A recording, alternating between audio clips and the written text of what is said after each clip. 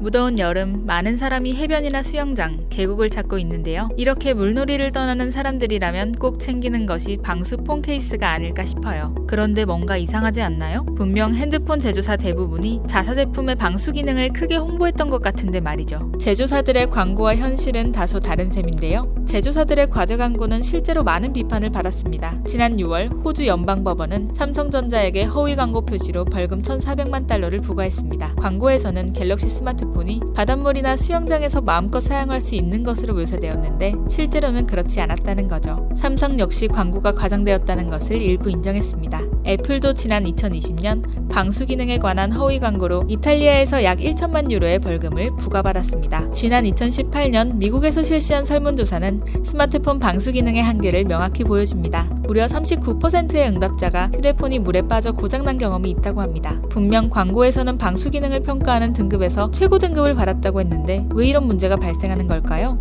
방수성과 방진을 평가하는 등급 시스템을 IP 등급이라고 합니다. IP 등급에는 두 개의 숫자가 있는데 첫째 자리 숫자는 0에서 6까지의 숫자 범위에서 먼지 등 고체에 대한 보호 능력을, 둘째 자릿수는 0에서 8까지의 숫자 범위에서 물에 대한 보호 능력을 나타낸다고 합니다. 최고 등급인 IP68 등급은 고체 보호 능력이 최고 점수인 6점, 물 보호 능력도 최고 점수인 8점이라는 것을 의미합니다. 제조사는 IP 등급 테스트를 할 때 통제된 실험 조건에서 진행을 해요. 이런 통제된 환경에서 얻어낸 결과는 실제 환경의 결과와 차이가 있을 수밖에 없는데요. 그렇기 때문에 제조사가 발표한 IP 등급은 실제 환경에서의 방수 능력과 다른 결과가 나올 수 있어요. 제조사의 IP 등급만 믿고 폰을 물에 들고 들어갔다간 큰 코 다칠 수도 있다는 얘기죠. 게다가 삼성과 애플 모두 침수로 손상된 전화기는 무상 수리해주지 않아요. 최고 등급을 받은 제품도 방수 능력은 조금씩 차이가 납니다. 삼성 갤럭시 S22의 경우 최대 수심 1.5m에서 최대 30분간 방수가 가능하지만 애플 아이폰 13은 최대 수심 6m에서 30분 동안 사용할 수 있는 방수 능력을 가지고 있습니다. 그렇다면 제조사의 방수 처리 과정은 어떻게 이루어질까요? 먼저 물이 들어갈 수 있는 모든 입구 주변에 물리적 장벽 형성이 우선되어야 합니다. 접착제나 접착 스트립, 테이프, 실리콘, 고무링, 마개 등을 이용해 물이 들어오지 않도록 방어막을 만들어야 하죠. 그리고 스마트폰 회로기판에는 나노 코팅으로 보호합니다.